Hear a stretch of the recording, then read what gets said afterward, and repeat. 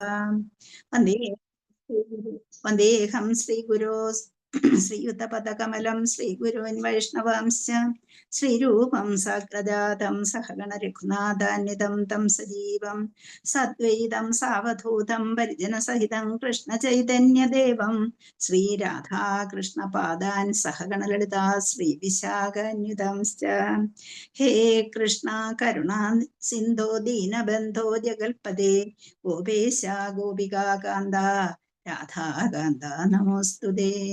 തപ്തകാഞ്ചന ഗൗരാംഗീ രാധേ വൃന്ദാവനേശ്വരി വൃഷഭാനുസുതേ ദേവി പ്രണമാമി ഹരിപ്രിയേ.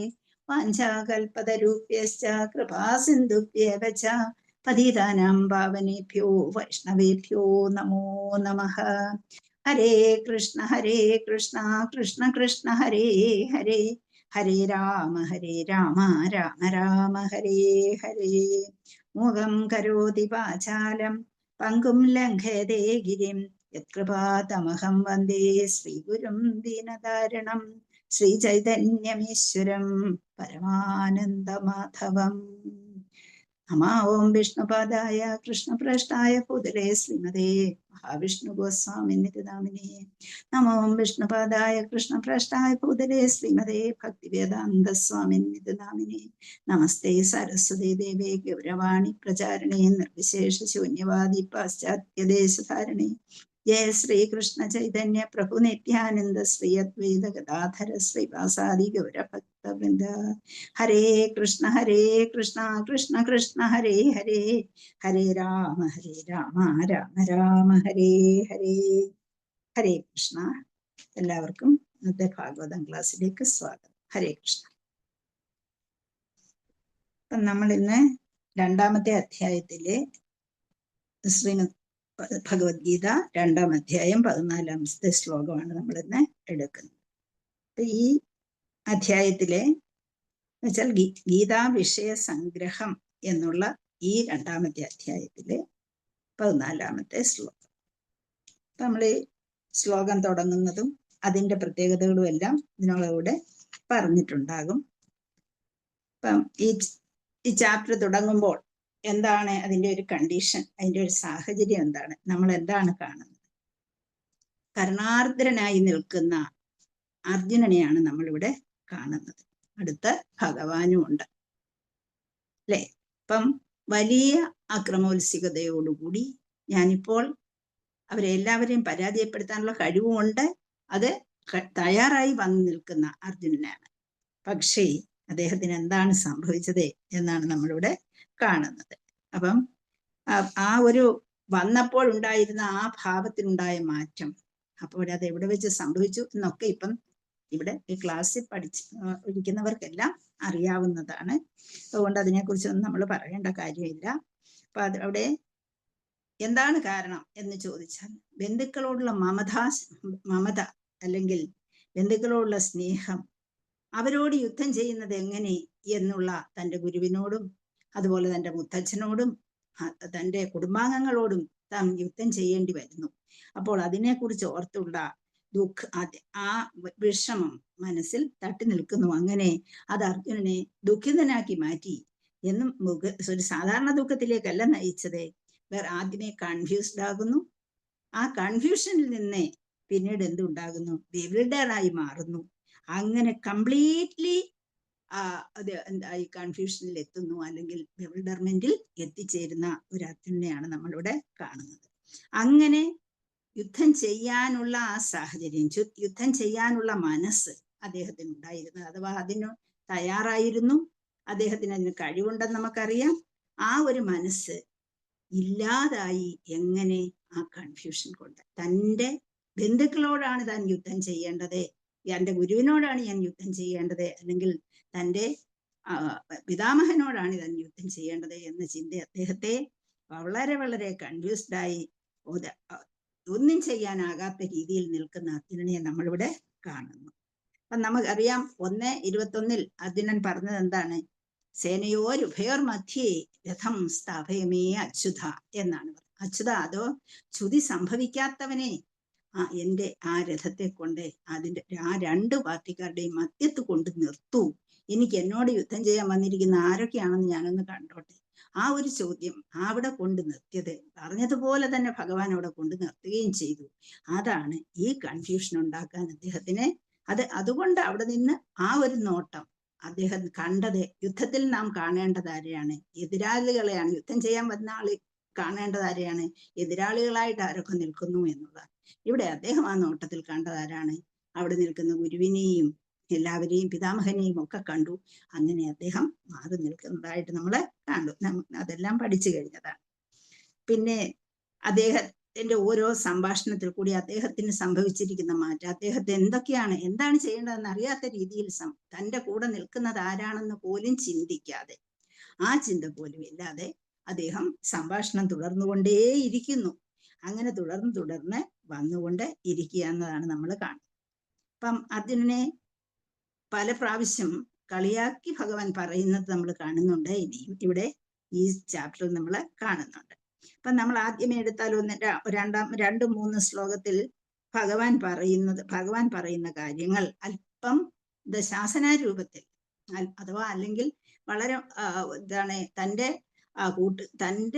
സന്തത സഹചാരിയായിരിക്കുന്ന അർജുനൻ ഇപ്രകാരം സംസാരിച്ചപ്പോൾ അദ്ദേഹം ഒന്ന് കളിയാക്കിക്കൊണ്ട് സംസാരിക്കുന്നത് നമ്മൾ കണ്ടു. പിന്നെ പക്ഷെ എന്നിട്ടും അദ്ദേഹം അത് മനസ്സിലാക്കാതെ 4-ാമത്തെ ശ്ലോകം തൊട്ട് നമ്മൾ കാണുന്നത് എന്താണ്? വീണ്ടും തൻ്റെ സഖിയായിരിക്കുന്ന അർജുനന്റെ പ്രാരബ്ധങ്ങൾ വിളമ്പുന്നത് കേട്ടപ്പോൾ, അഥവാ പറഞ്ഞുകൊണ്ടിരിക്കുന്നത് കേട്ടപ്പോൾ അദ്ദേഹത്തിന് ചിരിക്കാനാണ് ഭഗവാന് തോന്നിയത് എന്ന് നമ്മൾ പിന്നീട് കാണുന്നുണ്ട്. അപ്പം അവിടെ പിന്നീട് 7-ാമത്തെ ശ്ലോകത്തിൽ എത്തുമ്പോഴേക്ക് പറയുന്നുണ്ട്, എനിക്ക് എൻ്റെ കൃത്യനിർവഹണത്തെ കുറിച്ചൊന്നും വ്യക്തമാകുന്നില്ല, എനിക്ക് ഉപദേശം തരൂ, ഞാൻ അങ്ങേ ശരണം പ്രാപിച്ച ശിഷ്യനാണ് എന്ന് പറഞ്ഞുകൊണ്ട് കാർപ്പണ്യദോഷോ ബഹത സ്വഭാവ പ്രച്ഛാമി ത്വാം ധർമ്മസമൂഢചേത നിശ്ചിതം ബ്രൂഹി തന്നെ ശിഷ്യസ്തേഹം ശാധിമാൻ ത്വാം പ്രപന്നം എന്ന് പറഞ്ഞുകൊണ്ട് അദ്ദേഹത്തെ ഗുരുവായി സ്വീകരിക്കുന്നതും പഠിച്ചിട്ടുണ്ട്. എനിക്ക് അവിടെ അങ്ങനെയൊക്കെ പറഞ്ഞു ഭഗവാൻ എല്ലാ കാര്യങ്ങളും ഇനിയും പറഞ്ഞു കൊടുക്കുന്നു. തൻ്റെ ട്രാൻസെൻഡൽ വൈബ്രേഷൻ അതോടുകൂടി അദ്ദേഹത്തിൽ നിന്ന് കിട്ടുന്നു. അങ്ങനെ എല്ലാ കാര്യങ്ങളും പറഞ്ഞു കൊടുക്കുന്നതായിട്ടാണ് നമ്മളിവിടെ കാണുന്നത്. അപ്പം ഭഗവാനെ ആദ്യമേ തൻ്റെ സഖിയായിട്ടാണ് കൂടെ വരുന്നതെങ്കിൽ പിന്നീട് ഇപ്പോൾ ആരായി മാറി? ഗുരുവായിട്ട് സ്വീകരിക്കുകയാണ് അദ്ദേഹത്തെ ചെയ്തത്. എനിക്ക് ഉപദേശം തരൂ എന്ന് വീണ്ടും പറയുകയാണ് ഇവിടെ ചെയ്തത്. എനിക്ക് എൻ്റെ കൃത്യനിർവഹണത്തെ കുറിച്ച് ഒന്നും അറിയാൻ കഴിയുന്നില്ല, അതുകൊണ്ട് എനിക്ക് ഉപദേശം തരൂ എന്ന് പറയുക. അപ്പൊ ഒരു കുടുംബത്തോടുള്ള ആ ഒരു മമത ഒരു വ്യക്തിയെ ഏത് രീതിയിൽ കൊണ്ടെത്തിക്കും? ആ മാനസികമായ വിഭ്രാന്തി, മാനസികമായ വിഷമം കാരണം തൻ്റെ കുടുംബത്തോടാണ് യുദ്ധം ചെയ്യേണ്ടത് എന്നുള്ള ആ ഗുരു അല്ലെങ്കിൽ പിതാമഹൻ തന്നെ വളർത്തി എന്നുള്ള ആ ചിന്ത അദ്ദേഹത്തെ എവിടെ കൊണ്ട് എത്തിച്ചു എന്നോട് നമുക്ക് കാണാം. അങ്ങനെ ആ സമയത്താണ് മന്ദഹസിച്ചുകൊണ്ട് ഭഗവാൻ എന്ത് ചെയ്യുന്നത്? തൻ്റെ സുഹൃത്തിന് ഉപദേശം നൽകുന്നത് എന്നും നമുക്ക് അറിയാം. അപ്പൊ ഇവിടെ ഋഷികേശൻ ഗുഡാകേശനും തമ്മിലുള്ള സംഭാഷണം നമ്മളിവിടെ കാണുകയാണ് ചെയ്യുന്നത്. നമുക്ക് ആ ശ്ലോകത്തിലേക്ക് കിടക്കാം. ശ്ലോകം 14-ാമത്തെ ശ്ലോകമാണ്.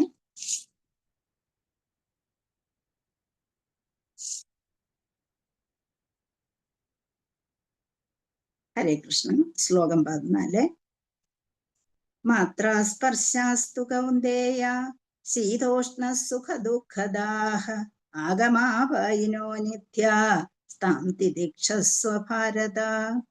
മാത്രാ സ്പർശാസ്തു കൗന്ദേയ ശീതോഷ്ണ സുഖ ദുഃഖദാഃ ആഗമാപായിനോ നിത്യാ താം തിദിക്ഷസ്വ ഭാരത. മാത്രാ സ്പർശാസ്തു കൗന്ദേയ. മാത്ര സ്പർശാസ്തു ഇന്ദ്രിയ അവബോധങ്ങളാകട്ടെ എന്നുള്ളത്. കൗന്ദേയ അല്ലയോ കുന്തിപുത്ര. ശീതോഷ്ണ സുഖദുഃഖദാഹ. ശീതം, ഉഷ്ണം, സുഖം, ദുഃഖം എന്നിവയെ ഉണ്ടാക്കുന്നതാണ് എന്നും. ആഗമാപായിനോ നിത്യ.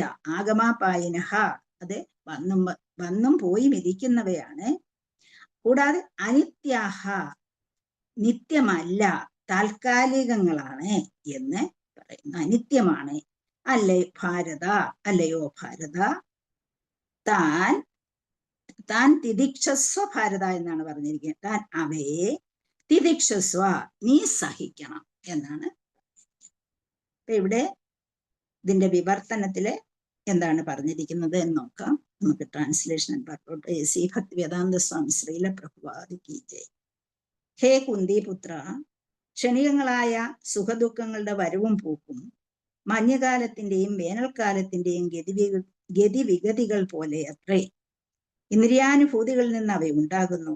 ഹേ ഭാരത, അവയെ അസ്വസ്ഥനാകാതെ സഹിക്കാൻ ഒരാൾ പഠിക്കണം.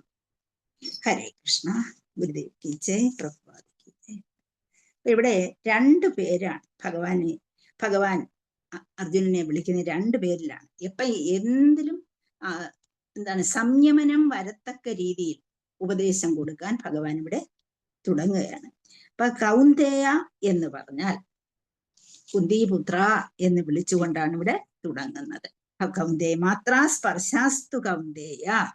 അപ്പം കൗന്ദേയ എന്ന് പറയുമ്പോൾ കുന്തിപുത്ര എന്ന് വിളിക്കുന്നത് നമുക്കറിയാവുന്നതാണ്. അപ്പൊ അങ്ങനെ വിളിക്കുന്നു. എന്തുകൊണ്ട്? കൗന്ദേയ എന്ന് പറഞ്ഞാൽ അർജുന എന്നുള്ള അർത്ഥമേ ഉള്ളൂ. കുന്തിപുത്ര, കുന്തിയുടെ പുത്രനായ അർജുന എന്ന് വിളിക്കുന്നു. അപ്പൊ അവിടെ ഒരു വാണിയം കൊടുക്കുന്നത് പോലെയാണ്. നീ കുന്തിദേവിയുടെ പുത്രനാണ്.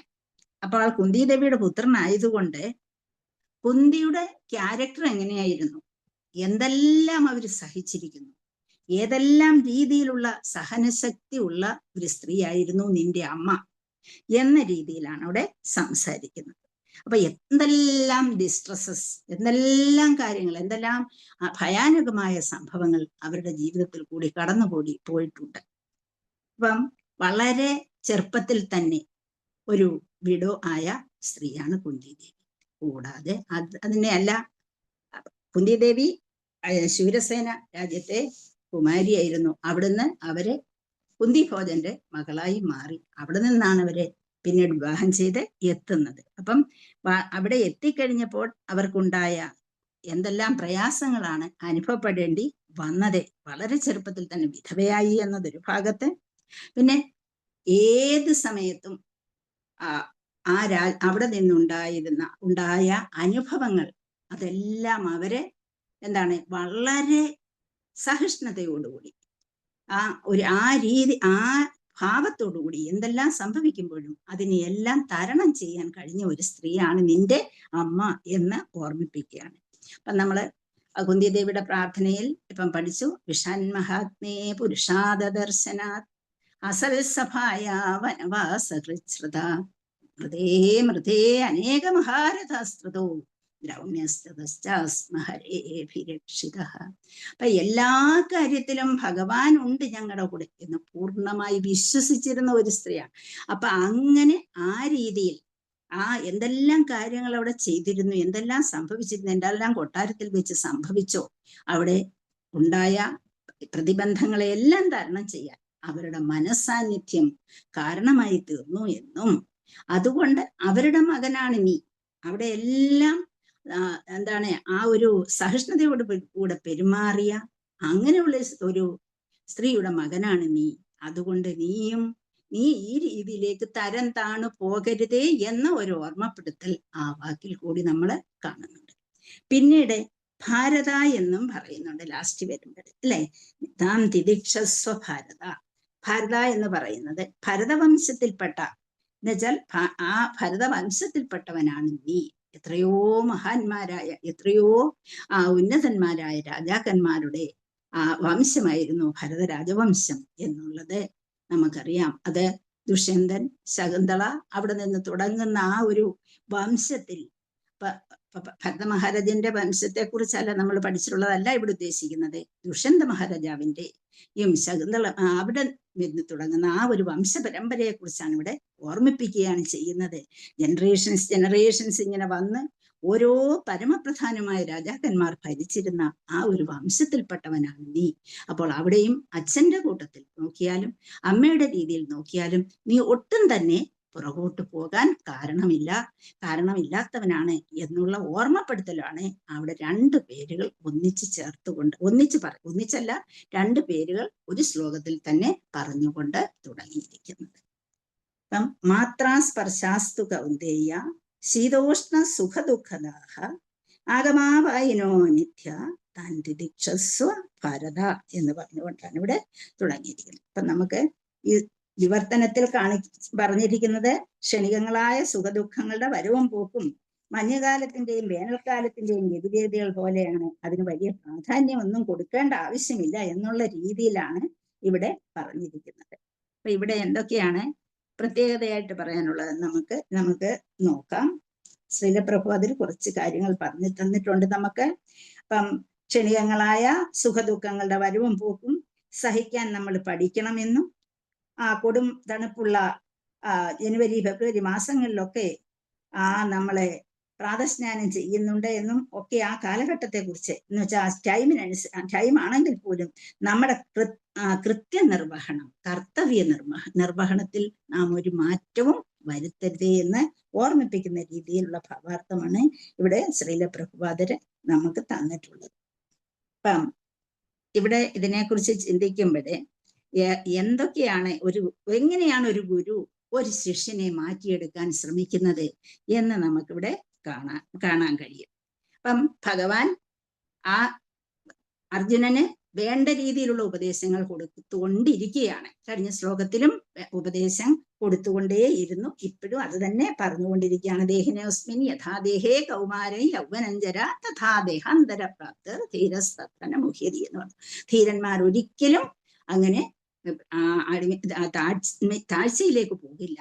അങ്ങനെ ഇനിയും അതിനെക്കുറിച്ച് കൂടുതൽ ഓർമ്മിപ്പിക്കുകയാണ്. ഇങ്ങനെ ഓരോ കാര്യങ്ങളും പറഞ്ഞു കൊടുത്തിട്ട് ഗുരു ശിഷ്യനെ ഏത് രീതിയിൽ എത്തിക്കുന്നു എന്ന് ഭഗവത്ഗീതയുടെ അവസാനമാകുമ്പോഴത്തേക്ക് നമുക്കറിയാം. 18:73 ആകുമ്പോഴത്തേക്ക് അർജുനൻ പറയുന്നുണ്ട്. എന്താണ് പറയുന്നത്?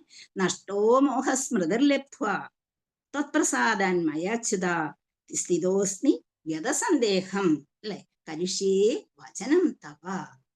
ആ രീതി ഇത്രയും വളരെ താണു നിന്നിരുന്ന ഒന്നിനും കഴിയുന്നില്ല, എനിക്ക് യാതൊന്നും ചെയ്യാൻ കഴിയില്ല എന്നുള്ള യുദ്ധമേ ചെയ്യില്ല, ആ രീതിയിൽ എത്തിയിരുന്ന ആ വ്യക്തിയെ കൊണ്ട് ഒരു ഗുരുവിന്റെ സാമർഥ്യത്താൽ കാര്യങ്ങൾ പറഞ്ഞു കൊടുത്ത് മനസ്സിലാക്കി എനിക്കുള്ള ആ മോഹമെല്ലാം പോയി, ഞാൻ ഇനിയും എന്തും ചെയ്യാൻ തയ്യാറായി നിൽക്കുന്ന എന്നെ നമ്മൾക്ക് ലാസ്റ്റിൽ കണ്ടെത്താൻ കഴിയും.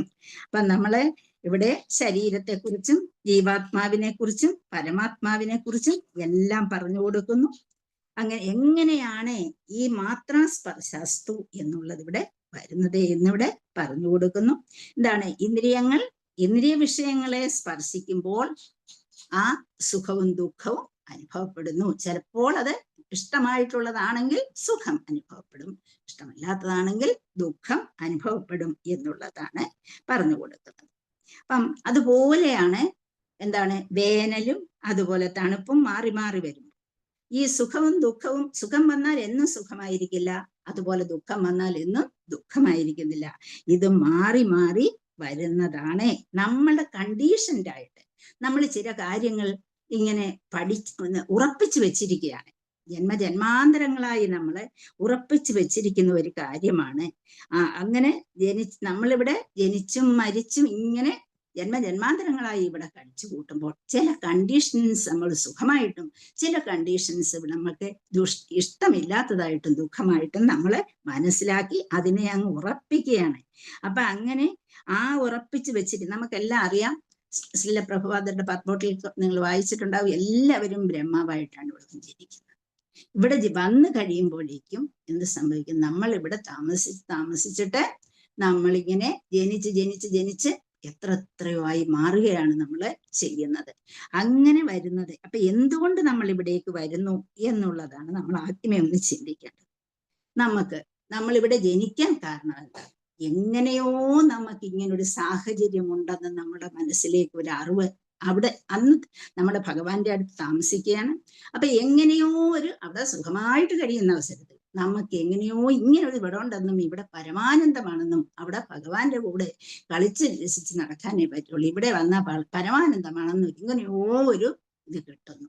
അവിടെ ഒരു ഇൻക്വിസിറ്റീവ്നെസ് നമുക്കുണ്ടാകും, ഒരു ജിജ്ഞാസ. അവിടെ എന്തായിരിക്കും ഈ ലോകത്തിൽ, ഈ ഭൗതിക ലോകത്തിൽ എന്താണ് ഉണ്ടാകുക എന്നതിനെ കുറിച്ചൊരു ജിജ്ഞാസ നമ്മളിൽ ഉണ്ടാകുന്നു. ഒന്നാമതായിട്ട് ആ ജിജ്ഞാസ പിന്നെ കുറച്ച് കഴിയുമ്പോൾ എനിക്കതൊന്ന് അനുഭവിച്ചാൽ കൊള്ളാമെന്നുള്ള ഒരു ഡിസയറായി മാറുകയാണ് ചെയ്യുന്നത്, ഒരാഗ്രഹമായിട്ട് മാറുകയാണ് ചെയ്യുന്നത്. അപ്പം ഒരു സാധാരണ അച്ഛനും അമ്മയും തൻ്റെ കുട്ടികൾക്ക് ഒരു സിനിമ കാണാൻ പോകണം, അല്ലെങ്കിൽ വേറെ ഏതെങ്കിലും കൂട്ടുകാരുടെ വീട്ടിൽ പോയി താമസിക്കണം, ഇപ്പൊ അങ്ങനെയൊക്കെ ഉണ്ടല്ലോ, എല്ലാം കൂട്ടുകാരുടെ വീട്ടിൽ പോയി താമസിക്കുക, അതൊക്കെ ഇഷ്ടപ്പെടുന്നു എന്ന് പറയുമ്പോൾ അച്ഛനും അമ്മയും സമ്മതിച്ചു കൊടുക്കുന്നത് മാതിരി ഭഗവാൻ നമ്മുടെ ഇച്ഛയെ അനുസരിച്ച് നമ്മളെ ഇങ്ങോട്ട് പറഞ്ഞുവിടുന്നു. ഭഗവതേച്ഛ, എൻ്റെ കുട്ടികളുടെ ഇച്ഛയെ ഞാൻ സാധിച്ചു കൊടുക്കുന്നു, എത്രയും വേഗം പോയിട്ട് അവൻ തിരിച്ചു വരട്ടെ എന്ന രീതിയിൽ നമ്മളെ ഇവിടേക്ക് പറഞ്ഞു വിടുന്നതാണ്. അപ്പൊ 3 കാര്യങ്ങളാണ് നമ്മൾ ഇവിടെ എത്താനുള്ള കാരണമായി നിൽക്കുന്നത്. എന്തൊക്കെയാണ്? ഒന്നാമത്തേത് ജിജ്ഞാസ, രണ്ടാമത്തേത് ഡിസയർ, മൂന്നാമത്തേത് ഭഗവാന്റെ ഇച്ഛ, ഭഗവാൻ സമ്മതിക്കുന്ന ഇച്ഛ. അങ്ങനെ നമ്മളിവിടെ എത്തിച്ചേരുന്നു. അപ്പൊ ഇവിടെ വന്ന് നമ്മൾ ഇതുമായിട്ടങ്ങ് ഇല്ല, എന്താണ് ഇന്ദ്രന് എവിടെ ശാപം കിട്ടി എവിടെ വരുന്നു? ഇവിടെ പന്നിയായിട്ട് വന്ന് താമസിക്കുന്നത് പോലെ കാലഘട്ടം, ശാപത്തിന്റെ കാലം കഴിഞ്ഞിട്ടും തിരിച്ചു പോകാൻ ഇഷ്ടപ്പെടുന്നില്ല. എന്തുകൊണ്ട്? എനിക്കിവിടെ സുഖമാണ്, പന്നികളും കുട്ടിപ്പന്നികളും അങ്ങനെ ഇവിടെ സുഖമായിട്ട് താമസിക്കുകയാണ് ഞങ്ങള്. കുറച്ച് കഴിയുമ്പോഴാണ് നാരദർ വന്ന് ഇവിടെ കാണുമ്പോൾ നാരദർക്ക് കാര്യം മനസ്സിലാവുന്നു. നാരദർ ചോദിക്കുന്നു, എനിക്ക് പോകണം. അപ്പോൾ പോലും ഒട്ടും തന്നെ താല്പര്യം കാണിക്കുന്നില്ല. പക്ഷെ കാലഘട്ടം കഴിഞ്ഞതുകൊണ്ട് തിരിച്ചു പോകേണ്ടി വരുന്നുണ്ട് എന്ന് മാത്രം. അങ്ങനെ ആ ഒരു ഇവിടേക്ക് എത്തിപ്പെട്ട് കഴിഞ്ഞാൽ ഇവിടെ നിന്ന് പോകാൻ ഇന്നും നമുക്ക് എങ്ങനെയായാലും ശരി, എനിക്ക് പോയാൽ മതി, എനിക്ക് നിൽക്കണ്ട എന്നൊക്കെ നമ്മൾ പറയുമെങ്കിലും നമ്മുടെ പോക്കിനെ കുറിച്ച് നമുക്ക് ഒരു താല്പര്യമില്ല. പലർക്കും 99% പേരും അങ്ങനെയുള്ളവരായിരിക്കും. അപ്പൊ അങ്ങനെ ആ ഒരു അതിനെക്കുറിച്ച് അങ്ങനെ നമ്മൾ ഇവിടെ എത്തി, നമ്മൾ ഇവിടവുമായിട്ടങ്ങ് പെട്ടുപോയി. നമ്മൾ ഇവിടുത്തെ കാലഘട്ടവും ഇവിടുത്തെ ഈ സുഖ അവസ്ഥയും ഒക്കെ നമ്മളെ എപ്പോഴാണ് സുഖം പോകുന്നതെന്ന് നമ്മൾ ചിന്തിക്കുന്നില്ല. എപ്പോഴാണ് ദുഃഖം വന്നാൽ ദുഃഖവും മാറും, സുഖം വന്നാൽ സുഖവും മാറും. അതിനെക്കുറിച്ച് ഇതൊന്നും ശാശ്വതമല്ല. സുഖവും ദുഃഖവും പോയിക്കൊണ്ടിരിക്കും, അത് മാറിക്കൊണ്ടിരിക്കും. ഇതൊന്നും നമ്മൾ ചിന്തിക്കുന്നില്ല. ദുഃഖം വരുമ്പോഴത്തേക്ക് നമ്മൾ അങ്ങേയറ്റം ദുഃഖത്തിൽപ്പെട്ട് കരഞ്ഞു വിളിച്ചു പോകും. സുഖം വരുമ്പോഴത്തേക്ക് സന്തോഷിച്ച് തുള്ളിച്ചാടും. ഇത് രണ്ടും അരുത് എന്നുള്ള ആ രീതിയിലുള്ള ഒരു, അതെല്ലാം ആഗമാപയനോ അനിത്യങ്ങളാണ്, അത് താൽക്കാലികമാണ്, അത് വന്നും പോയും ഇരിക്കുന്നതാണ്.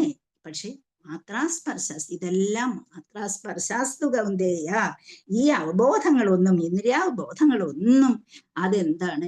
അത് നമ്മുടെ തോന്നലാണ്. കാരണം നമ്മൾ ഒരുപാട് കാലമായിട്ട് ഇത് അനുഭവിച്ചു വരുന്നതുകൊണ്ട് നമ്മൾ കൊടുത്തിരിക്കുന്ന ഒരു ബാല്യമാണ് എന്നൊക്കെ പറഞ്ഞ് മനസ്സിലാക്കാൻ ശ്രമിക്കുന്നു. അപ്പം നീ വിഷമിക്കേണ്ട കാര്യമില്ല, ഇതെല്ലാം വന്നും പോയും ഇരിക്കുന്നതാണ് എന്ന്. അതുപോലെയാണ് എന്ത് ഇവിടെ പറഞ്ഞിരിക്കുന്നത്? എന്താണ്? ശീതവും ഉഷ്ണവും വരുന്നത് ഏതൊരു കാലഘട്ടത്തിലായാലും ഇത് രണ്ടും അനുഭവപ്പെടുമ്പോൾ, ശൈത്യം വന്നാൽ എന്നും ശൈത്യമല്ല, അതുപോലെ ഉഷ്ണം വന്നാൽ എന്നും ഉഷ്ണമല്ല എന്നതുപോലെ നമ്മുടെ ഓരോ നമ്മുടെ മനുഷ്യ സ്വഭാവത്തെക്കുറിച്ചും ആ മനുഷ്യ സ്വഭാവം അതിനെ എങ്ങനെ കാണുന്നു എന്നതിനെ കുറിച്ചും ഇവിടെ പറഞ്ഞുകൊടുത്ത് മനസ്സിലാക്കാൻ ശ്രമിക്കുകയാണ് ഭഗവാൻ ചെയ്യുന്നത്. അപ്പൊ നമ്മള് ഇന്ന് നമുക്ക് ഒരു കാലഘട്ടത്തിൽ സാധാരണ മനുഷ്യർക്ക് അവർക്ക് എൻജോയ്മെന്റ് കിട്ടാൻ മറ്റു മനുഷ്യരുമായിട്ട് കൂടുതൽ അടുക്കുകയും ആ തമാശ പറയുകയും സിനിമ കാണുമ്പോൾ പോവുകയോ അല്ലെങ്കിൽ കളികൾ കളിക്കുമ്പോൾ എപ്പോഴും കൂട്ടുകാരോട് ഒത്തു കാണാൻ ഇഷ്ടപ്പെട്ടിരുന്ന ഒരു കാലഘട്ടം. പക്ഷെ ഇന്നത്തെ കാലം മാറുന്നതിനനുസരിച്ച് ഇന്നത്തെ കാലഘട്ടത്തിൽ കൂടുതൽ ആൾക്കാരും അവരുടെ കയ്യിലിരിക്കുന്ന ഫോണുമായിട്ടുള്ള ബന്ധം, ജഡവസ്തുക്കളുമായിട്ടുള്ള അടുപ്പമാണ് ഇന്ന് നമുക്ക് കൂടുതലായിട്ടുള്ളത്. മറ്റേ കൂട്ടുകാരുമായിട്ടുണ്ടായിരുന്ന അടുപ്പത്തിൽ നിന്ന് മാറി കാലഘട്ടം മാറുന്നതിനനുസരിച്ച് ഓരോ മാറ്റങ്ങളും നമ്മൾക്ക് ഉണ്ടാകുന്നു. അപ്പം സുഖവും ദുഃഖവും വന്നുകൊണ്ടേയിരിക്കും. അതിനെക്കുറിച്ച് ഓർത്ത് വിഷമിക്കണ്ട. നീ അതുപോലെ ഇവിടെയും എന്ത് പറയുന്നു? നമ്മുടെ ശരീരമെന്ന് പറയുന്നത് എന്തുകൊണ്ടുണ്ടാക്കിയിരിക്കുന്നു എന്ന് പറഞ്ഞു കൊടുക്കുകയാണ്. ശരീരം എന്ന് പറയുന്നത് ഈ ശരീരമാണ് ഞാൻ എന്ന് തെറ്റിദ്ധരിച്ചുകൊണ്ട് ഞാൻ അതിനെക്കുറിച്ച് ഓർത്ത് അതിനുണ്ടാകുന്ന എന്താണ് വിഷമങ്ങളെ കുറിച്ചോർത്ത്, വിഷമം വന്നാൽ വിഷമത്തെ കുറിച്ചോർത്ത്, അല്ലെങ്കിൽ സുഖം വന്നാൽ സുഖത്തിൽ സന്തോഷിച്ച് ഇങ്ങനെ ഞാൻ കഴിഞ്ഞു കൂടുകയാണ് ചെയ്യുന്നത്. അതിനെക്കുറിച്ച് പറഞ്ഞ് അതിന്റെ ശരിയായ ഒരു അവബോധം ഉണ്ടാക്കിയെടുത്ത്, എന്നുവെച്ചാൽ അർജുനൻ ഇതൊന്നും അറിഞ്ഞുകൂടായ്മ കൊണ്ടല്ല, പക്ഷേ ഒരു മിനിറ്റ് നേരത്തേക്ക് ചിലപ്പോൾ നമ്മളും അങ്ങനെ ആയിത്തീരുന്നു. എന്ത് കേൾക്കുമ്പോഴും നമുക്കതിനെ ഉൾക്കൊള്ളാൻ, നമുക്കിഷ്ടമാണെങ്കിൽ അതിനെ വേഗം ഉൾക്കൊള്ളും, നമുക്കത് വളരെ സന്തോഷമായിട്ട് നമ്മളെ നേടിയെടുക്കുകയും ചെയ്യും. പക്ഷേ ഒരു ദുഃഖം വരുമ്പോഴേക്ക് നമുക്ക് എന്ത് ചെയ്യണമെന്ന് അറിയാൻ വയ്യാത്ത ഒരു അവസ്ഥയിലേക്ക് നമ്മൾ എത്തിച്ചേരും. അങ്ങനെ ഒരു അവസ്ഥയിൽ അർജുനൻ നിൽക്കുന്നു. ആ അർജുനനെ, നീ ആരെ? നീ നിൽക്കുന്നത് നിന്റെ ശരീരമാണോ? ശരീരം മാത്രമാണോ നീ ഇവിടെ നിൽക്കുന്നത്? നീ ആരായിട്ടാണ് ഇവിടെ നിൽക്കുന്നത് എന്നുള്ള കാര്യങ്ങൾ പറഞ്ഞുകൊടുത്ത് മനസ്സിലാക്കുകയാണ് ഇവിടെ ചെയ്യുന്നത്. അപ്പൊ ഏതൊരു കഠിനമായ സുഖം വന്നാലും ദുഃഖം വന്നാലും, അഥവാ ഉഷ്ണം വന്നാലും ശൈത്യം വന്നാലും, നമുക്ക് നമ്മുടേതായ കർത്തവ്യമുണ്ട്. ആ കർത്തവ്യത്തെ നീ ചെയ്തിരിക്കണം, യാതൊരു മടിയും കൂടാതെ നീ അത് ചെയ്തിരിക്കണം എന്ന് പറഞ്ഞ് മനസ്സിലാക്കുകയാണ്. അപ്പം ഈ സുഖവും ദുഃഖവും വരുമ്പോൾ അതിനെ നീ ടോളറേറ്റ് ചെയ്യാൻ പഠിച്ചിരിക്കണം. അതിനെ എപ്പോഴും സഹിഷ്ണുതയോട്, അതുകൊണ്ടാണ് നേരത്തെ കുന്തിദേവിയുടെ പേര് പറഞ്ഞു കൊടുത്തത്. കാരണം അവരെത്രമാത്രം സഹിഷ്ണുതയോടുകൂടി കാര്യങ്ങളെല്ലാം ചെയ്തു, നീയും അതേ സഹിഷ്ണുതയോടുകൂടി, അതേ ടോളറൻസ് നിന്നിൽ ഉണ്ടായിരിക്കണം. യാത് പറഞ്ഞ് മനസ്സിലാക്കുകയാണ്. ചിലപ്പോൾ ദുഃഖം വരുമ്പോഴത്തേക്ക് മനുഷ്യൻ വീണുപോകും. നമ്മൾ കേട്ടിട്ടുള്ള കഥയാണ്, പല കഥകളും അതുപോലെ ഉണ്ട്. ഏതെങ്കിലും സാഹചര്യങ്ങളിൽ നമുക്ക് ദുഃഖമാണ് വരുന്നതെങ്കിൽ നമ്മൾ വളരെ കൺഫ്യൂസ്ഡ് ആയിട്ട് മാറി. ചിത്രകേതു മഹാരാജാവിന്റെ കഥ നമ്മൾ കേട്ടിട്ടുള്ളതാണ്. ഒരു കുട്ടിയെ ഇല്ലാഞ്ഞിട്ട് കുട്ടിക്ക് വേണ്ടി എത്രമാത്രം ആഗ്രഹിച്ച് എന്തെല്ലാം ചെയ്തിട്ടും ഒരു രാജ്ഞി പോലും ഒരു കുഞ്ഞും ഉണ്ടാകാതെ വിഷമിച്ചിരിക്കുമ്പോഴാണ് നാരദരും മറ്റു മുനിമാരും അവിടെ എത്തിച്ചേരുന്നത്. അപ്പൊ അവരോട് പറഞ്ഞു, ആദ്യമേ അവർ ഉപദേശിക്കുന്നു, ഈ ഒരു കുഞ്ഞുണ്ടായാൽ തന്നെ നിനക്കത് സന്തോഷം തരുന്നതായിരിക്കില്ല, നീ അത് ആദ്യം സന്തോഷം തന്നാലോ ദുഃഖത്തിലെ കൊണ്ട് കലാശിക്കുകയുള്ളൂ. അതാണ്. അപ്പം സുഖവും ദുഃഖവും അവിടെ അനുഭവിക്കേണ്ടതായി വരും എന്നൊന്നും പറഞ്ഞിട്ട് മനസ്സിലാകാതെ ഒരു കുഞ്ഞിന് വേണ്ടി വേണമെന്ന് അനുഗ്രഹം വാങ്ങിക്കുകയും അവർക്ക് കുട്ടി ഉണ്ടാകുകയും ചെയ്തു. കഥ വളരെ വലുതാണ്, ഞാൻ ചുരുക്കി പറയാം. അപ്പൊ അങ്ങനെ അവിടെ ആ കുട്ടി ഉണ്ടായി. പക്ഷെ പിന്നീട് അതെന്താണ്, അദ്ദേഹം കുട്ടിയെയും അതിന്റെ അമ്മയെയും സ്നേഹിച്ചു എന്നുള്ള കാരണം കൊണ്ട് മറ്റു ഭാര്യമാരെന്ത് ചെയ്തു, അതിന് വിഷം കൊടുത്തതിനെ കൊല്ലുന്നതായിട്ട് നമ്മള് ഒരു കഥയുണ്ട്. അപ്പൊ അവിടെ കുട്ടി ഉണ്ടായപ്പോൾ എന്തുണ്ടായി? സുഖവും വളരെ സന്തോഷവും ഉണ്ടായി. പക്ഷെ ആ കുട്ടിയുടെ ജീവൻ നഷ്ടപ്പെട്ടപ്പോൾ എങ്ങനെയായി തീർന്നു? ആ ദുഃഖത്തിൽപ്പെട്ട് വിടലുന്നതായിട്ട് ഒരു കഥ നമുക്ക് അറിയാൻ കഴിയും, അപ്പം കാണാൻ കഴിയും ഭാഗവതത്തിൽ തന്നെ. അപ്പൊ ഇവിടെ ഇങ്ങനെയുള്ള ഒരു കണ്ടീഷൻ നമുക്ക് എപ്പോൾ വേണമെങ്കിലും വരാം. അത് ശരീരത്തിന്റെ പ്രത്യേകതയാണ്. അഥവാ ഇവിടെ അതിനെക്കുറിച്ച് ഓർത്ത് നീ കേഴേണ്ടതില്ല എന്നാണ് പറഞ്ഞിരിക്കുന്നത്. അപ്പൊ ഇവിടെ നീ യുദ്ധം ചെയ്യാനാണ് വന്നത്. അതിന്റെ പർപ്പസ്, അതിന്റെ നീഡ്, ഇതൊക്കെ നീ മനസ്സിലാക്കിക്കൊണ്ട് നീ യുദ്ധം ചെയ്യാൻ തയ്യാറാകണം എന്ന് പറയുകയാണ്. ഇനി കൂടാതെ നമുക്കറിയാം, ആദ്യം തന്നെ ഭഗവാൻ പറഞ്ഞു കൊടുക്കുന്നുണ്ട്, അശോച്യാൻ അന്വശോചസ്തം പ്രജ്ഞാവാദാംശ ഭാഷസേ ഗതാസൂൻ അഗതാസൂൻ ച നാനി ശോചന്തി പണ്ഡിതാഹ എന്ന് പറഞ്ഞു കൊടുക്കുന്നുണ്ട്. ആദ്യമേ ഭഗവാൻ പറഞ്ഞു കൊടുക്കുകയാണ്, നീ ഭഗവാൻ പറഞ്ഞു കൊടുത്ത് നീ ശോചിക്കേണ്ട കാര്യമില്ല എന്ന് പറഞ്ഞ് മനസ്സിലാക്കാൻ ശ്രമിക്കുകയാണ്. നീ അവോയ്ഡ് ചെയ്യുക, നിന്റെ ശോചനീയ അവസ്ഥയെ നീ അവോയ്ഡ് ചെയ്യേണ്ടതാണ് എന്ന് പറഞ്ഞു കൊടുക്കണം. ആവശ്യമില്ലാത്തതിനെ കുറിച്ച് ഓർത്ത് നീ വിഷമിക്കേണ്ട കാര്യമില്ല, ആവശ്യമുള്ളതല്ല നിന്റെ ഈ ശോചനീയ അവസ്ഥ എന്ന് വെച്ചാൽ നീ ബുദ്ധിമാന്മാർ ഇതിനെക്കുറിച്ച് ഇങ്ങനെയുള്ള സാഹചര്യത്തിൽ ഒരിക്കലും ദുഃഖിക്കുകയില്ല എന്ന് പറഞ്ഞ് മനസ്സിലാക്കുകയാണ്. നീ വന്നിരിക്കുന്ന നിന്റെ കർത്തവ്യത്തെ കുറിച്ച് നീ ചിന്തിക്കൂ എന്ന് പറഞ്ഞു കൊടുക്കുന്നത് നമുക്കിവിടെ കാണാം. നീ വിലപിക്കരുതേ എന്ന് പറഞ്ഞു കൊടുക്കുന്ന, എന്നുവെച്ചാൽ ഒരു ഭഗവത്ഗീതയിൽ മുഴുവനും നമ്മുടെ യഥാർത്ഥ സ്വരൂപത്തെ മനസ്സിലാക്കിക്കൊണ്ട് എങ്ങനെയാണോ നമ്മൾ ഉയർന്നു വരേണ്ടത് ആ രീതിയിലേക്ക് നമ്മളെ എത്തിക്കുന്ന ശ്ലോകങ്ങൾ നമുക്ക് ഇവിടെ കാണാം. അവിടെ ശോചനീയത അരുത് എന്നുള്ള പരമാർത്ഥം ആദ്യമേ തന്നെ ഇവിടെ പറഞ്ഞു കൊടുക്കുകയാണ്.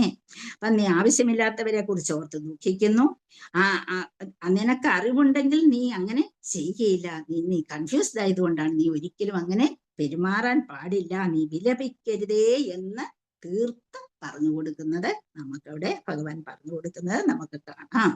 പിന്നീട് ലാസ്റ്റിൽ എത്തുമ്പോഴും ഇതേ രീതിയിൽ ഭഗവാൻ പറയുന്നത് എന്താ, പിന്നെയും പറയുന്നുണ്ട്. എന്താണ് ഭഗവാൻ പറഞ്ഞു കൊടുക്കുന്നു എന്ന് വെച്ചാൽ, ഇതെല്ലാം തയ്യാറാക്കിയെങ്കിലും പിന്നെയും പറഞ്ഞു കൊടുക്കുന്നുണ്ട്. എന്താണ് നീ ചെയ്യേണ്ടത്? എന്താണ്? സർവധർമാൻ പരിത്യജ്യ മാമേകം ശരണം വ്രജ അഹം ത്വാ സർവപാപേഭ്യോ മോക്ഷയിഷ്യാമി മാ ശുചഃ. മാ ശുചഃ, നീ ശോചിക്കേണ്ട ആവശ്യമില്ല. ആ ഒരു രീതിയിലേക്ക് കൊണ്ട് എത്തിക്കുന്നു. അവിടെയും ലാമെന്റേഷനെ, അഥവാ നിന്റെ ഈ രീതിയിലുള്ള പെരുമാറ്റത്തെ, ആ ഒരു ഇതിനെ നിനക്ക് ഒരിക്കലും യോജിച്ചതല്ല, അരുതേ എന്നാണ്. അതായത് എന്ത് ചെയ്യാൻ പറയുന്ന, ലാമെന്റേഷനിൽ നിന്ന് രക്ഷപ്പെടാൻ എങ്ങനെയാണ് കഴിയുക എന്നാണ് പറയുന്നത്.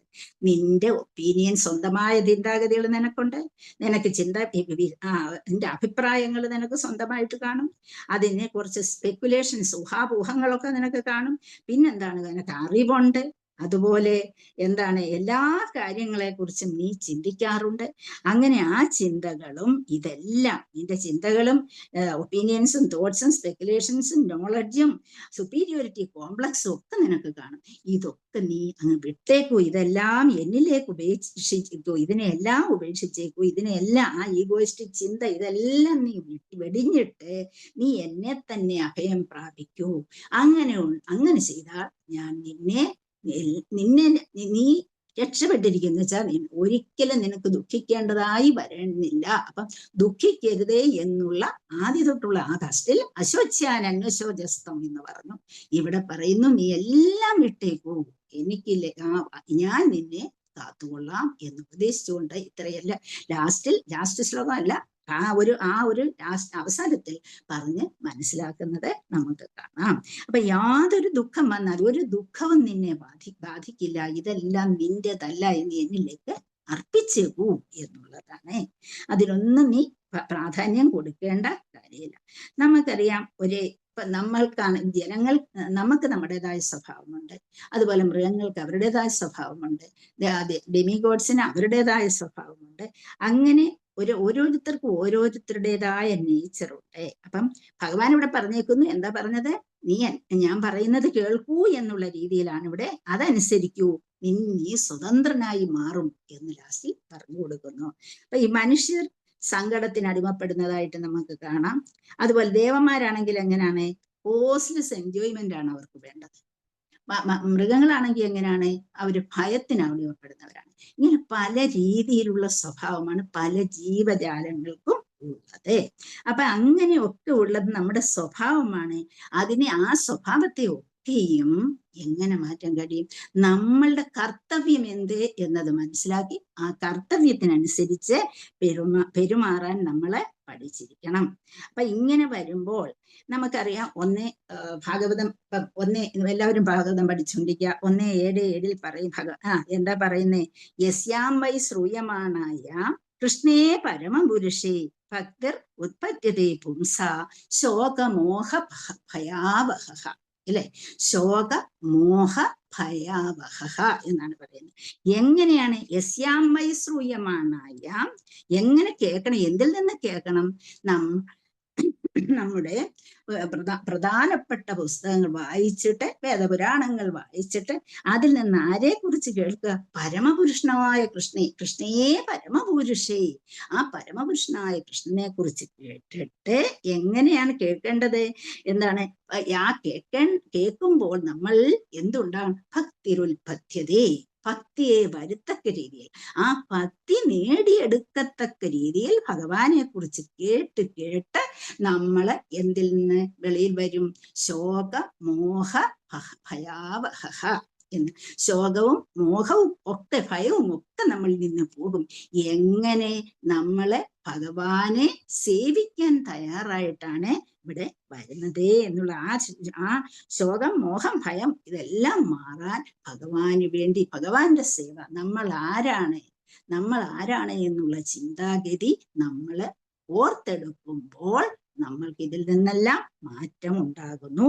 അങ്ങനെ നമ്മളെ എപ്പോഴും ടോളറൻസിനെയും അതുപോലെ ഫോർഗിവ്നെസ്സിനെയും വളരെ ഇമ്പോർട്ടൻസ് കൊടുക്കുകയും ചെയ്യും. അപ്പൊ ഈ ഒരു ശ്ലോകം എടുക്കുമ്പോൾ ആ ടോളറൻസിനാണ് ഇവിടെ ഏറ്റവും വലിയ, ആ ഒരു സഹിഷ്ണുതയ്ക്കാണ് ഇവിടെ പറയുന്നത്. അപ്പൊ നമ്മൾ മനസ്സിലാക്കേണ്ട ഇന്ദ്രിയ വിഷയങ്ങളിൽ കൂടി ഇന്ദ്രിയങ്ങൾ ഞാൻ നേരത്തെ പറഞ്ഞു ബന്ധപ്പെടുമ്പോഴാണ് നമുക്ക് ആനന്ദം കിട്ടുന്നതെന്ന് നമ്മൾ സ്വയമേ കരുതി വെച്ചിരിക്കുകയാണ്. അതെങ്ങനെയാണെന്ന് നമുക്ക് നോക്കാം. എന്താണ് നമ്മുടെ ഇന്ദ്രിയങ്ങൾ എന്തൊക്കെയാണെന്ന് ഇപ്പൊ നിങ്ങൾക്ക് എല്ലാവർക്കും അറിയാം. ആദ്യമേ നമുക്ക് ഐസ് എടുക്കാം. നമ്മുടെ കണ്ണുകൾ ഇന്ദ്രിയ വിഷയം എന്താണ് നമുക്ക്? അപ്പൊ ആരെങ്കിലും ഒന്ന് പറയൂ, കണ്ണുകളുടെ ഇന്ദ്രിയ വിഷയം എന്താണ്? ഇന്ദ്രിയ വിഷയങ്ങൾ കൂടി നമുക്ക് കിട്ടുന്നത് എന്താണ്? ഇന്ദ്രിയ വിഷയങ്ങൾ പലതുണ്ട്. ആ വിഷയങ്ങൾ കൂടി നമുക്ക് എന്ത് കിട്ടും? കണ്ണുകൾ നോക്കുമ്പോൾ രൂപം അല്ലെ, പലതിന്റെയും രൂപം നമ്മൾ കാണുന്നു. അതുപോലെ നമ്മള് മൂക്ക്, അപ്പൊ മൂക്കിൽ നമുക്ക് കിട്ടുന്നത് എന്താണ്? നമുക്ക് സ്മെല്ല് കിട്ടും അല്ലെ, മണം കിട്ടും. അതുപോലെ ചെവിയിൽ കൂടി നമുക്ക് എന്ത് കിട്ടും? സൗണ്ട് കിട്ടുന്നു. അതുപോലെ സ്കിന്ന് എന്താണ് അതിന്റെ വിഷയം? അത് വരുന്നത് ടച്ച് കിട്ടുന്നു അല്ലെ. അപ്പം ടങ്ങിൽ കൂടി നമുക്ക് ടേസ്റ്റും കിട്ടും. അപ്പൊ ഇതൊക്കെ നമുക്ക് ഇഷ്ടമുള്ളതാണെങ്കിൽ, ഇഷ്ടമുള്ളത് കാണാനാണ് നമ്മുടെ കണ്ണ് എപ്പോഴും മോഹിക്കുന്നത്. അതുപോലെ ഇഷ്ടമുള്ളത് കേൾക്കാനാണ് നമ്മുടെ കാതുകൾ എപ്പോഴും ഇഷ്ടപ്പെടുന്നത്. അതുപോലെ ഇഷ്ടമുള്ള ടച്ചാണ് നമ്മൾ എപ്പോഴും ഇഷ്ടപ്പെടുക. അതുപോലെ എന്തെങ്കിലും നല്ല വസ്തുക്കൾ, നമ്മുടെ നാവിന് രുചിക്കുന്ന വസ്തുക്കളാണ് നമുക്ക് ആഹാരം കഴിക്കാനായിട്ട് നമ്മൾ എപ്പോഴും ഇഷ്ടപ്പെടുന്നത്. അപ്പൊ ഇന്ന് ഇഷ്ടപ്പെട്ടതല്ലെങ്കിൽ നമുക്കൊരു ബോറിങ് അനുഭവപ്പെടുകയും നമ്മൾ ഒരു വല്ലാത്ത രീതിയിൽ നമ്മളെ ആയിത്തീരുകയും ചെയ്യുന്നത് പോലെ നമ്മുടെ ചെവികൾ എപ്പോഴും നമ്മളെ ഗ്ലോറിഫൈ ചെയ്യുന്നത് കേൾക്കാനാണ് നമുക്കിഷ്ടം അല്ലേ. പക്ഷെ ഒന്ന് ഓർത്തു നോക്കൂ, നമ്മുടെ ഭഗവാൻ ശ്രീകൃഷ്ണൻ 100 പ്രാവശ്യമാണ് ശിശുപാലൻ ഭഗവാനെ ഇഷ്ടമില്ലാത്ത രീതിയിൽ പെരുമാറി എന്തെല്ലാം പറഞ്ഞിരിക്കുന്നു ഭഗവാനെ. 100 പ്രാവശ്യം ക്ഷമിക്കും എന്ന് ഭഗവാൻ എടുത്ത 100 പ്രാവശ്യവും അതെല്ലാം ഭഗവാൻ കേട്ടിട്ടും യാതൊരു ഇതും ഭഗവാൻ ചെയ്തില്ല. 101ാമത്തെ പ്രാവശ്യമാണ് ഭഗവാൻ അതിന് എതിരായി അദ്ദേഹത്തെ വധിക്കുന്നത് നമ്മൾ ഓർക്കണം. അപ്പൊ അത്രമാത്രം ശിശുപാലനോട് അത്രയും പ്രാവശ്യം ക്ഷമിച്ചു ഭഗവാൻ. ആദ്യത്തെ പ്രാവശ്യം തന്നെ ചെയ്യാമായിരുന്നു അല്ലെ, എന്നിട്ടും അദ്ദേഹം അതിനെ ക്ഷമിച്ചു എന്ന് നമുക്ക് കാണാൻ കഴിയും. അപ്പൊ അതുപോലെ ഇത് എല്ലാം നമ്മുടെ ഇന്ദ്രിയ വിഷയങ്ങളുമായി ബന്ധപ്പെടുമ്പോൾ നമ്മൾ അനുഭവിക്കുന്ന ഈ കാര്യങ്ങൾ കൊണ്ടാണ് നമുക്ക് സുഖവും ദുഃഖവും അനുഭവപ്പെടുന്നതും. അതുപോലെ ഇങ്ങനെ ഈ കാലാവസ്ഥയിൽ, അപ്പൊ കാലാവസ്ഥയിൽ ഉഷ്ണവും വരും, എന്താണ് അതുപോലെ തണുപ്പും വരും. രണ്ടും നമ്മൾ സഹിക്കണം. ശ്രീലപ്രഭാതർ ഇവിടെ പറഞ്ഞിട്ടുണ്ട്, അതെല്ലാം എന്തെല്ലാം കുടുംബിനികളെ അടുക്കളപ്പണി നടത്തുന്നതിനെ കുറിച്ച് പറഞ്ഞിട്ടുണ്ട്. കാലാവസ്ഥാപരമായിട്ടുള്ള അസൗകര്യങ്ങളെ വകവയ്ക്കാതെ ഓരോരുത്തരും നമ്മുടെ കടമ നിറവേറ്റേണ്ടതുണ്ട് എന്ന് പറഞ്ഞു തന്നിട്ടുണ്ട്. അപ്പം അതുപോലെ സുഹൃത്തുക്കളോടോ ബന്ധുക്കളോടോ യുദ്ധം ചെയ്യേണ്ടി വന്നാലും നമുക്കൊരു കർമ്മമുണ്ട്, എന്തേ? നിയത കർമ്മം. അതിൽ നിന്ന് നമ്മൾ വിട്ടുനിൽക്കാൻ പാടില്ല എന്ന് നമ്മൾ മനസ്സിലാക്കിയെടുക്കണം എന്നും പറഞ്ഞിട്ടുണ്ട്. അപ്പൊ എന്തായാലും ശരി, എപ്പോഴും സീസൺ മാറി വരുമ്പോഴും നമുക്ക് സുഖവും ദുഃഖവും തോന്നാം. ആ ദുഃഖവും സുഖവും ശീതവും ഉഷ്ണവും ഇതെല്ലാം നമ്മുടെ കൂടെ ഉള്ളതാണ്. പക്ഷേ ഒരു കാര്യം നമ്മൾ ചിന്തിക്കണം, നമ്മുടെ ഗോൾ ഓഫ് ലൈഫ് എന്താണ് എന്ന് നമ്മൾ ചിന്തിക്കണം. അങ്ങനെ ആ ചിന്ത നമ്മളിലേക്ക് വരുമ്പോൾ നമ്മുടെ ചിന്താഗതി, നമ്മൾ ചെയ്യേണ്ട കാര്യം സർവീസ് ടു കൃഷ്ണ, കൃഷ്ണന് വേണ്ടി സേവ ചെയ്യാനാണ് നമ്മുടെ നമ്മൾ എന്താണ്, നമ്മൾ ആരാണ്, നമ്മുടെ സർവീസ് എന്താണ്. ഈ 2 കാര്യങ്ങൾ നമ്മൾ ചിന്തിക്കുമ്പോൾ ഈ അനിത്യങ്ങളായിട്ടുള്ള കാര്യങ്ങൾക്കൊന്നും നമ്മൾ ആഗമാപയനോ അനിത്യ താൻ തിദിക്ഷസ്വ ഭാരത, അവ ഇങ്ങനെ വന്നും പോയിക്കൊണ്ടിരിക്കും. അവയെ ക്ഷമിക്കുക, അവയെ സഹിക്കാൻ നമ്മൾ ശ്രമിക്കുക. അല്ലാതെ നമ്മുടെ എന്ത് ഡിസ്ട്രസ് വരുന്നാലും, എന്താണ് ഹാപ്പിനെസ് വന്നാലും ശരി, ഡിസ്ട്രസ് വന്നാലും ശരി, നമ്മൾ ഒരുപോലെ രണ്ടിനെയും സഹിക്കണം. അതിനെ ഓർത്ത് വിഷമിക്കുകയും ചെയ്യണ്ട. വിഷമിച്ചാൽ വിഷമത്തിൽ വീണു പോകണ്ട. സാധാരണ ജീവികളാണ്, നമ്മൾ വിഷമിച്ചു പോകും എന്നുള്ളത് സത്യമാണ്. പക്ഷെ അതിൽ വീണു പോകരുത്. അതുപോലെ സന്തോഷം വരുമ്പോൾ അതിൽ എടുത്തു ചാടി സന്തോഷിക്കുകയും ചെയ്യരുതേ എന്നുള്ള കാര്യങ്ങൾ ഇവിടെ പറഞ്ഞു തരികയാണ് ചെയ്തിട്ടുള്ളത്. അപ്പം ഈ ഭഗവത്ഗീതയിലെ ശ്ലോകങ്ങളിൽ കൂടി നമ്മളെ നമ്മുടെ കർത്തവ്യത്തിലേക്ക് ഉയർത്തിക്കൊണ്ടുവരുവാൻ ഉള്ള രീതിയിലുള്ള തുടക്കമാണ് നമ്മളിവിടെ കാണുന്നത്. ഹരേ കൃഷ്ണ. നമ്മുടെ സമയം കഴിഞ്ഞെന്ന് തോന്നുന്നു. ഹരേ കൃഷ്ണ. ആർക്കെങ്കിലും എന്തെങ്കിലും ചോദിക്കാനുണ്ടോ?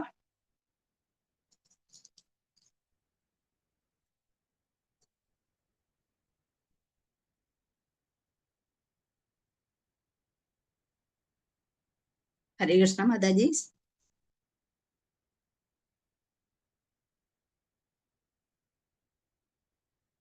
നമ്മുടെ ഗോൾ ഓഫ് ലൈഫ് എന്താണ് ഹരികൃഷ്ണ? ഭഗവത്ധാമത്തിലേക്ക് തിരിച്ചെത്തുന്നു. അതെങ്ങനെ പോകാൻ പറ്റും? അത് നമ്മുടെ ഗോള് ഭഗവത്ധാമത്തിലേക്ക് തിരിച്ചു പോകും. അതിൽ എത്തിച്ചേരാൻ എങ്ങനെ കഴിയും? ഭക്തിയുദ്ധ സേവനത്തിലൂടെയും സംഘത്തിലൂടെ. കൃഷ്ണനോട് യാതൊരു റിസർവേഷനും ഇല്ലാതെ, without any reservation service to Krishna.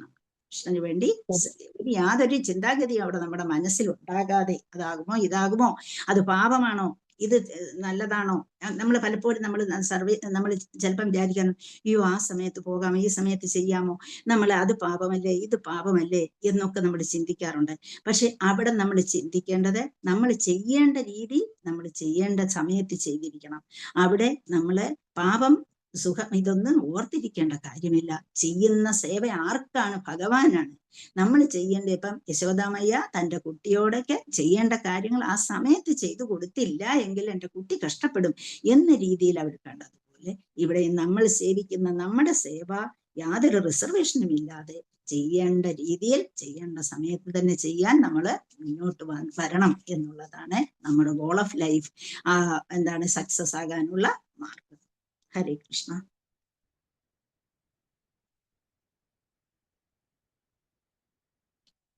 ഹരേ കൃഷ്ണ മാതാജി. ഹരേ കൃഷ്ണ. ഹരേ കൃഷ്ണ. ആർക്കെങ്കിലും എന്തെങ്കിലും പറയാനോ എന്തെങ്കിലും ഉണ്ടെങ്കിൽ പറയാം, അല്ലെങ്കിൽ നമുക്കിപ്പം ഇവിടെ നിർത്താമല്ലോ.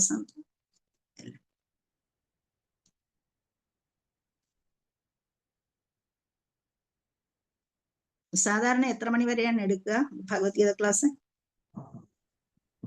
7:45, 8 o'clock അതിൻ്റെ ഇടയിൽ. അപ്പൊ 8 o'clock വരെ ഉണ്ടെങ്കിൽ ആർക്കെങ്കിലും എന്തെങ്കിലും പറയാനുണ്ടോ, ചോദിക്കാനുണ്ടെങ്കിൽ നമുക്ക് അത് ചർച്ച ചെയ്യാം. ഹരേ കൃഷ്ണ.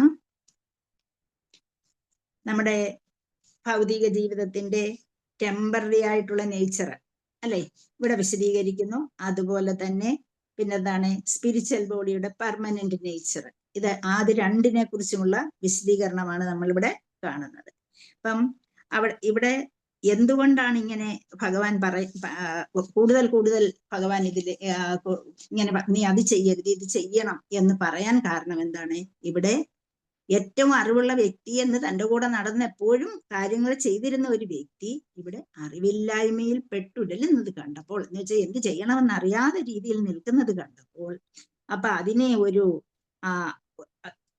അവിടെ നിന്ന് അവനെ ഉയർത്തിക്കൊണ്ടുവരണം എന്നുള്ള ചിന്താഗതിയിൽ ഭഗവാൻ എത്രയും വേഗം തൻ്റെ സുഹൃത്തിന് ഉപദേശങ്ങൾ നൽകുന്നതായിട്ട് നമ്മൾ കാണുന്നു. അപ്പം കൃഷ്ണൻ അവിടെ ക്ലിയർ ആയിട്ട് അർജുനനോട് ഡെമോൺസ്ട്രേറ്റ് ചെയ്തു കൊടുക്കുകയാണ്. നീ ടോളറേറ്റ് ചെയ്തേ പറ്റൂ. ടോളറേഷനാണ് ഈ ഒരു ശ്ലോകത്തിൽ വളരെ ഇമ്പോർട്ടൻ്റ് ആയിട്ട് നിൽക്കുന്നത്. ടോളറേഷനാണ്. നിനക്ക് പല എർജസും നിനക്ക് വന്നെന്നിരിക്കും. നിനക്ക് എന്നുവെച്ചാൽ ദേഷ്യം നിനക്ക് വന്നെന്നിരിക്കാം, അതുപോലെ ദുഃഖം വന്നെന്നിരിക്കാം. ഈ ദുഃഖം എല്ലാം വന്നാലും ഇതിവിടെ നിൽക്കത്തില്ല. ആ ദുഃഖം വന്നാൽ കുറച്ച് സമയത്തേക്ക് ഉള്ളു ദുഃഖം എന്നുള്ളത് നീ ഓർക്കണം എന്നുള്ളത് പറഞ്ഞ് ധൈര്യപ്പെടുത്തുകയാണ് ഇവിടെ ചെയ്യുന്നത്. അപ്പൊ ആ ഒരു കോപം വന്നെന്നിരിക്കും, കോപം വന്നാലും കോപം പോകും. പിന്നെ എന്തിനാണ് അതിനെക്കുറിച്ച് ഓർത്ത് ദുഃഖിക്കുന്നത്? അതുപോലെ മനുഷ്യന്റെ സ്വഭാവമാണ് ഗ്രീഡിനെസ്, അതുപോലെ ആങ്കർ, ഇതൊക്കെ അത് പോവുകയും വരികയും ചെയ്യും. അതിനെ പ്യൂരിഫൈ ആക്കാൻ നീ ശ്രമിക്കണം. എന്ന് വെച്ചാൽ നമ്മുടെ കോപം വന്നാലും ആ കോപത്തെ തണുപ്പിച്ച് പ്യൂരിഫൈഡ് ആയി നിൽക്കാൻ നീ ശ്രമിക്കണം. അപ്പൊ ഏറ്റവും കൂടുതൽ ടോളറൻസ് കാണിച്ചിട്ടുള്ള ആരാണെന്നറിയാം നമുക്ക്? ടോളറൻസിലെ ഏറ്റവും എക്സാമ്പിൾ ആയിട്ട് നമ്മൾ പറയുന്നത് ഹരിദാസ് താക്കൂർ. അദ്ദേഹത്തിന് 20 പ്രദേശത്തെ മാർക്കറ്റിംഗ് പ്ലേസസിൽ വെച്ചാണ് അദ്ദേഹത്തിനെ അടിച്ചിരിക്കുന്നത്. ഒരു വാക്ക് പോലും തിരിച്ചു പറയുന്നത്. ആ ടോളറൻസിനെ അതേ വിധത്തിൽ ഒരേ രീതിയിൽ നിന്നു കൊടുത്ത ആളായിരുന്നു ഹരിദാസ് താക്കൂർ. ഏറ്റവും കൂടുതലായിട്ട് ടോളറൻസ് കാണിച്ചിട്ടുള്ളതാണ് അദ്ദേഹം. അപ്പം ഡ്യുവാലിറ്റീസിന് യാതൊരു ഇമ്പോർട്ടൻസും കൊടുക്കരുത്. സുഖവും ദുഃഖവും വന്നും പോയിക്കൊണ്ടിരിക്കും. ഡ്യുവാലിറ്റീസിനെ കുറിച്ച് ചിന്തിക്കാതിരിക്കുക, ടോളറേറ്റ് ചെയ്യാൻ പഠിക്കുക, ഫോർഗിവ്നെസ് പഠിക്കുക. ബട്ട് ചെയ്യേണ്ട സമയത്ത് ചെയ്യേണ്ട രീതിയിൽ നിന്റെ കണ്ടീഷൻ അനുസരിച്ച്, എന്ന് വെച്ചാൽ നീ ആരാണ്, ക്ഷത്രിയനാണ്, നീ ചെയ്യേണ്ട നിന്റെ ഡ്യൂട്ടി നീ ചെയ്തിരിക്കണം എന്നുള്ളത് പറഞ്ഞു മനസ്സിലാക്കുകയാണ് ചെയ്യുന്നത്. അപ്പൊ എപ്പോഴും നമ്മളെ കോൺസെൻട്രേഷനോടുകൂടി ഞാൻ ഏത് സാഹചര്യത്തിൽ പെട്ടിരിക്കുന്നു, അത് ഞാൻ ചെയ്യുന്ന ആരാണ് എൻ്റെ കൂടെ നിൽക്കുന്നത് എന്നുള്ളതും ചിന്തിക്കണം. അപ്പൊ അർജുനന് പറ്റിയത് അർജുനന്റെ കൂടെ ഭഗവാനാണ് നിൽക്കുന്നത്. അങ്ങോട്ട് അഭിപ്രായം ചോദിക്കാതെ ആദ്യമേ എന്ത് ചെയ്തു, സ്വന്തം അഭിപ്രായം എടുത്തു പറഞ്ഞതാണ്. ഇവിടെ ഇപ്പോൾ ഭഗവാൻ അതിനെയെല്ലാം ഒരു മന്ദഹാസത്തോടു കൂടി ഭഗവാൻ അതിനെയെല്ലാം മാറ്റിമറിച്ചുകൊണ്ട് സുഖവും ദുഃഖവും സെൻസ് പെർസെപ്ഷന്റെ ഒരു പ്രോഡക്ട്സ് മാത്രമാണ് എന്നും അതിന്റെ ടെമ്പററി നേച്ചർ നീ മനസ്സിലാക്കണമെന്നും, അങ്ങനെ നിനക്ക് മുന്നോട്ട് പോകാൻ കഴിയും, നിനക്ക് ഒരിക്കലും ദുഃഖിക്കേണ്ട ആവശ്യമില്ല, വെറും മഠയന്മാരെ പോലെ നീ സംസാരിക്കരുത് എന്നൊരു വിഡ്ഢി എന്ന് വിളിച്ചുകൊണ്ട് സംസാരിക്കുന്നതായിട്ട് നമ്മളിവിടെ കാണുന്നു. അപ്പൊ അതിനുവേണ്ടി ആ ഒരു രീതിയും കൃത്യനിർവഹണത്തിലുള്ള ഉത്തരവാദിത്വം നിനക്കുണ്ട്. അതുകൊണ്ട് നീ അതിൽ നിന്ന് ഒഴിഞ്ഞു നിൽക്കരുതേ, നീ യഥാർത്ഥത്തിൽ നീ ക്ഷത്രിയനാണ് എന്നുകൂടി ഓർമ്മപ്പെടുത്തുകയാണ്. നിന്റെ പാരമ്പര്യത്തെ നീ മറക്കരുതേ. നേരത്തെ പറഞ്ഞതുപോലെ പല രീതിയിലും നിന്റെ പാരമ്പര്യത്തെ നീ നിന്റെ മനസ്സിൽ എപ്പോഴും ഉണ്ടാകണം, അതേ രീതിയിൽ നീ പ്രവർത്തിക്കണം എന്ന് സൂചിപ്പിച്ചുകൊണ്ട് ശ്ലോകം നിർത്തുകയാണ് ചെയ്യുന്നത്. ഹരേ കൃഷ്ണ. നമുക്കിവിടെ നിർത്താം. Hare Krishna. Thank you Mataji. Thank you. Hare Krishna. പ്രണാമം മാതാജി. പ്രണാമം. ഹരേ കൃഷ്ണ. പ്രണാമം മാതാജി. ഹരേ കൃഷ്ണ.